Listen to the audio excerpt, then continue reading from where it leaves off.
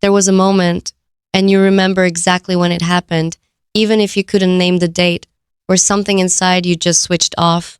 Not your heart, not your empathy, not any of the things that make you who you are. What switched off was the part of you that had been running a calculation in the background of every single thing you did since you were old enough to be watched. The part that asked, what will they think? Will they approve? Am I too much? Am I not enough? Is this acceptable? Is this safe? That voice, that exhausting, relentless, suffocating voice that monitored your every word, your every outfit, your every opinion, your every laugh to make sure it landed inside the narrow window of what other people found comfortable. It went quiet, not gradually, not after years of therapy and self help books, although maybe those helped. It just stopped, like a machine that had been humming so long you forgot it was running until the silence hit and you realized, oh, that noise was never mine. I was carrying someone else's frequency my entire life, and now it's gone. And everything around you shifted the second it did. Okay, so I literally had to stop what I was doing to record this because the energy on this one is not playing around. I'm Stella Love, Tarot with Stella. Subscribe if you're new because we stay busy around here. Real quick, only take what resonates, leave what doesn't. You know how we do. Now, let me get into this because, oh my gosh, I have been waiting to tell somebody this all day. Let me tell you what happened in the before, because you need to understand the full weight of what you walked away from to appreciate what you walked into. Before that switch flipped, you were living inside a cage made of other people's expectations. And the cruelest part is that nobody built the cage for you. You built it yourself, bar by bar, starting in childhood, using materials that other people handed you, a parent who made love conditional on performance, a friend group that punished authenticity with exclusion, a culture that told you exactly what kind of person was acceptable and you memorized the blueprint and spent years constructing a version of yourself that fit it perfectly. You knew what to wear, what to say, how to laugh, when to speak, when to stay silent, how much ambition to show before it became threatening, how much emotion to display before it became embarrassing. You had it down to a science, and from the outside, it looked effortless. People thought that was just who you were, agreeable, appropriate, palatable, pleasant. They had no idea they were watching the most elaborate performance of someone's life. And the cost of that performance, nobody saw the cost. The nights you lay in bed replaying conversations and grading yourself. Did I say the wrong thing? Did they notice? Were they judging me? The way you'd edit yourself in real time, swallowing the honest answer and replacing it with the safe one, killing the real laugh and substituting the appropriate one, burying the actual opinion under 3 layers of qualification. So nobody could accuse you of being too direct. You were exhausted, not physically, spiritually, the kind of exhaustion that makes you feel hollow even after a full night's sleep because you spent the entire previous day being a character instead of a person. And nobody checked on you because the character was doing great. The character was thriving. The character had friends and smiled at the right moments and never made anyone uncomfortable. And meanwhile, the real you was suffocating behind the mask, wondering if anyone would even recognize you if you took it off. And here's what nobody tells you about performing your entire life. It doesn't just exhaust you. It makes you disappear to yourself. There were moments, and I need you to sit with this, where you couldn't tell the difference between what you actually liked and what you trained yourself to like because it was acceptable. You'd stand in front of a mirror and not know if the person looking back was you or the version everyone else assembled. Your own preferences became foreign. What do I actually want to eat? What music do I actually like when nobody is in the car? What would I wear if absolutely no one was going to see me today? Those questions should be easy, and for you they felt archaeological, like digging through layers of other people's expectations to find something original underneath. And some days you dug and there was nothing there, and that emptiness was the loneliest feeling you've ever experienced because it meant the performance had been so thorough, it had consumed the performer. And then one day you took it off I don't know what triggered it for you specifically. For some of you, it was a betrayal that made you realize the people you'd been performing for weren't even loyal enough to deserve the show. For some of you, it was a moment of clarity so sharp it felt almost violent, a sudden understanding that you were going to die one day and you had spent the majority of your conscious life making sure strangers were comfortable. For some of you, it was slower, a gradual erosion of your willingness to pretend, a quiet internal rebellion that built over months until one morning you woke up and the cage was open and you walked out and you didn't look back.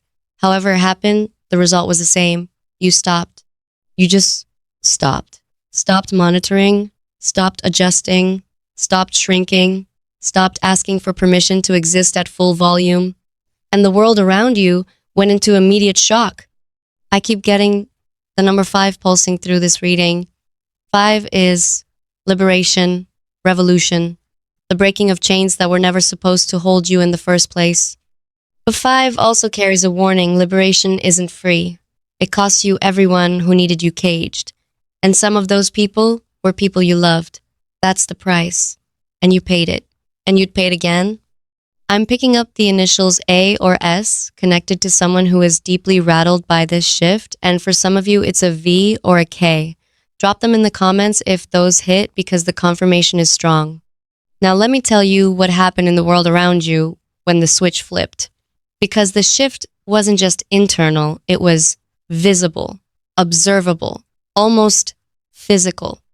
The first thing people noticed was your face. Something changed in it, not your features, your expression. The tension that used to live between your eyebrows dissolved. The tightness around your mouth softened. Your jaw unclenched. People who've known you for years started saying you looked different and they couldn't pinpoint what changed. Some of them said you looked younger. Some said you looked healthier. What they were actually seeing was the absence of the performance. Your face had been working overtime for years, managing impressions, monitoring reactions, holding a pleasant expression, even when you were screaming internally. And when that effort stopped, your actual face emerged, and your actual face is devastating, not because it's perfect, because it's honest.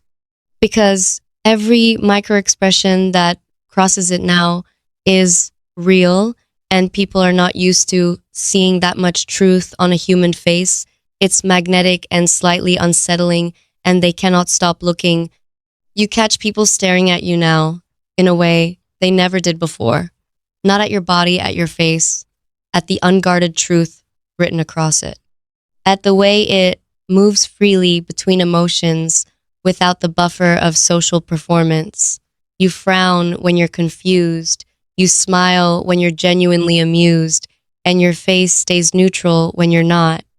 That absence of performative pleasantness is so rare in the world that people experience it as almost radical. You're not rude, you're just real. And real, it turns out, is the most disruptive thing a human face can be. The second thing that shifted was how people responded to you energetically. Before, you were approachable. Now you're compelling. There's a difference. Approachable means safe to ignore. Compelling means impossible to ignore. You walk into rooms now, and the dynamic reorganizes around you without you saying a word. People sit up, conversations shift.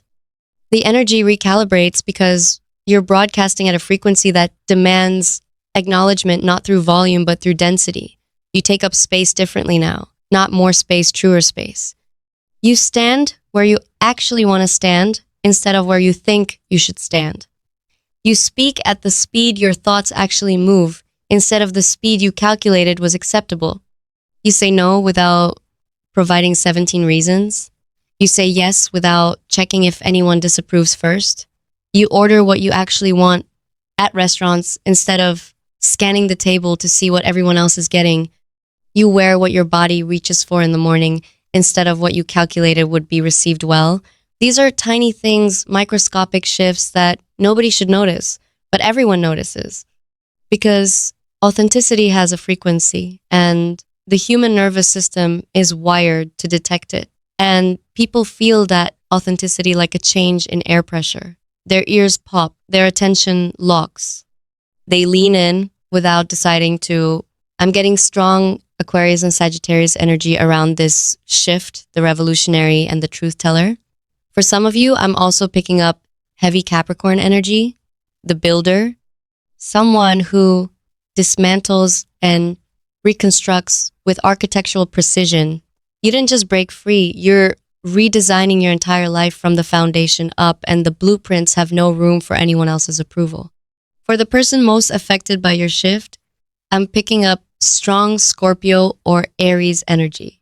Someone intense, magnetic, slightly dangerous, someone who has been circling your energy for a while, sensing something beneath the surface, waiting for exactly this version of you to emerge.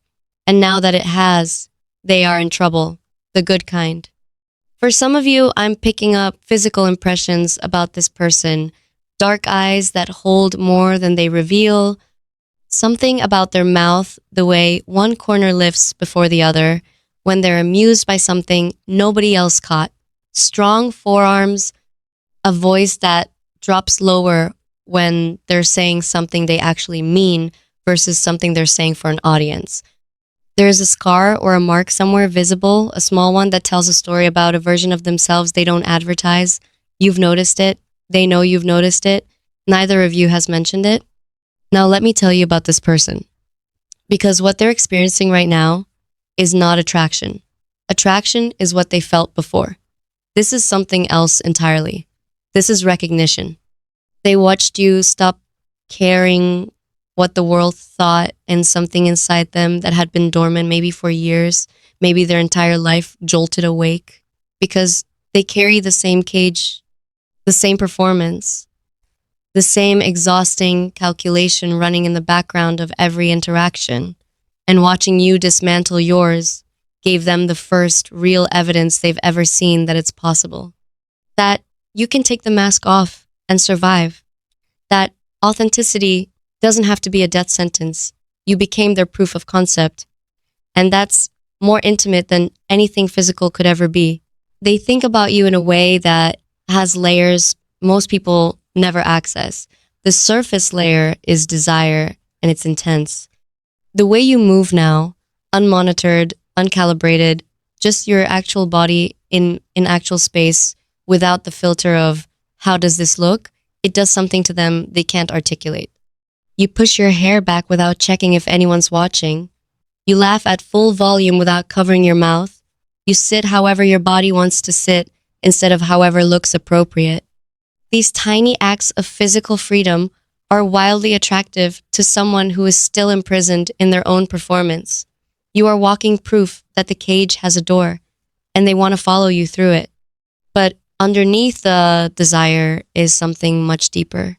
They imagine a version of their life where they stop performing too. And in every version of that fantasy, you're there, not as a romantic interest, as a witness. The person who already did it, the person who can look them in the eye while they take their own mask off for the first time and not flinch at what's underneath. They imagine confessing things to you, not dramatic secrets, but the small daily lies that exhaust them. The I'm fine when they're not. The I don't mind when they do.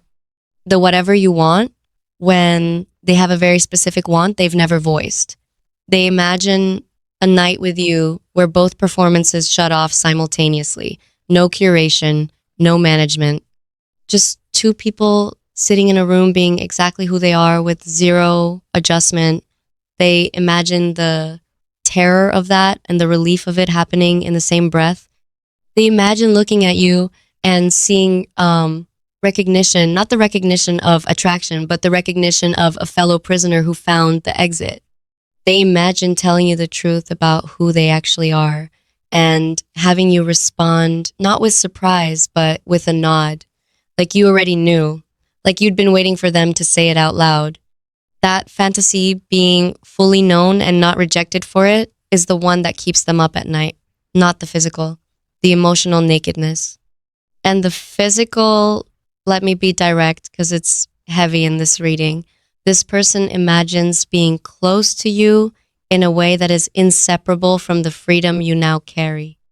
They imagine their hands on you and feeling the absence of tension in your body, the looseness, the surrender, the complete lack of performance. They imagine what it would sound like to hear you say exactly what you want without editing it first, without softening it, without checking if it's appropriate. The idea of receiving your unfiltered desire, knowing that whatever you express is the first draft, the raw truth, the actual wanting without calculation is overwhelming to them because they've never received that from anyone. Everyone they've been with has been performing too. And the idea of two people in the same room with all the masks off simultaneously is so intimate, it makes their chest hurt.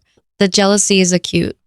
Every time someone else receives your new unfiltered energy, your real laugh, your actual opinion, the warmth you now give deliberately instead of reflexively, this person registers it as a loss, something they should have had access to first. They watch you give your genuine self to the world, and a part of them wants to scream, I was here before. I sensed this version before anyone else did. I was paying attention when everyone else was interacting with the performance, and now everyone gets what I was waiting for, and I'm still on the outside. That possessiveness embarrasses them. It contradicts everything they believe about themselves. But it doesn't stop. It gets worse every day because every day you become more visible, more magnetic, more undeniably yourself. And every day more people notice. And this person watches the world wake up to what they saw first, and something territorial and almost feral rises in them. They don't want to share your authenticity with the world. They want to be the private audience, the one person who gets the unedited director's cut while everyone else gets the theatrical release. They know that's selfish. They know you didn't take the mask off for them, specifically. You took it off for yourself. But knowing that doesn't stop the wanting. Nothing stops the wanting. I keep getting the number 22. 22 is the master builder. It means what you're constructing in this new chapter from the unperformed, uncaged version of yourself has the potential to become something that most people spend their entire lives never building because they never stopped performing long enough to build from truth. Your career is shifting. Opportunities that require authenticity, creative work, leadership positions, spaces where the real you is the entire point are opening, and financially something is moving. Money responds to alignment. When you were performing, your energy was split between maintaining the mask and actually living. Now, all of that energy flows in one direction toward what you actually want. And abundance follows alignment the way water follows gravity. If this is hitting you right now, drop the words I stopped in the comments.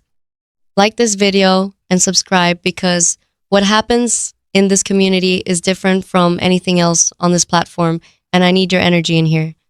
Now, let me bring this home because I need to tell you something about the grief that comes with this liberation.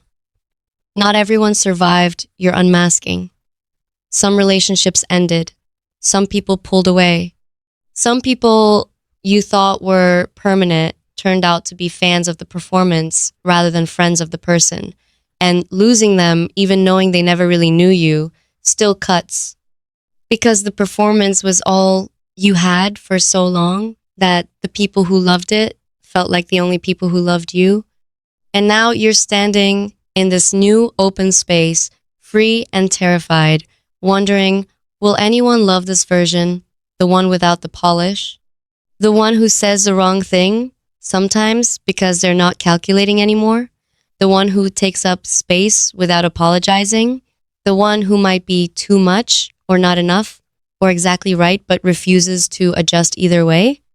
And I need to address something specific here because I'm picking it up so clearly. There are moments, probably late at night, probably when you're alone, where you wonder if you made a mistake, where the old programming flickers back on for a second and whispers, see, you pushed people away. You should have just kept the peace. You should have stayed small and safe and loved by people who didn't actually know you. That voice is a liar. And I need you to hear that from someone outside your own head. That voice is the ghost of the cage. It's the echo of a structure that no longer exists, trying to rebuild itself using your doubt as mortar. Do not hand it bricks. The loneliness of being authentically yourself is temporary. The loneliness of performing for an audience that never knew you was permanent. You traded one for the other, and you chose right. Yes, the answer is yes. And the people who love this version will love it in a way that makes everything before feel like a rough draft of what love actually is, because you can't be truly loved through a mask. You can be admired through a mask. You can be desired through a mask. You can be needed through a mask. But loved, really loved, in the way your soul has been starving for, that requires the face underneath, and you finally showed it, and the right people are already responding. The number one keeps flashing. New beginning. First page. The story where you're the author and the main character simultaneously. No ghostwriters, no editors, no audience approval required. Just you telling the truth out loud for the first time in your life. You didn't just stop caring what people thought. You started caring what you thought. And that's the revolution nobody recovers from. Okay, I need you to go receive this now. Stop overthinking it. Stop talking yourself out of it. This is coming for you and you deserve it, period. If this hit, like this video right now, share it with your person, subscribe, because I am literally always in here dropping something, and comment below because I read every single one and I want to know who this is about. Okay, go. I love you. Bye.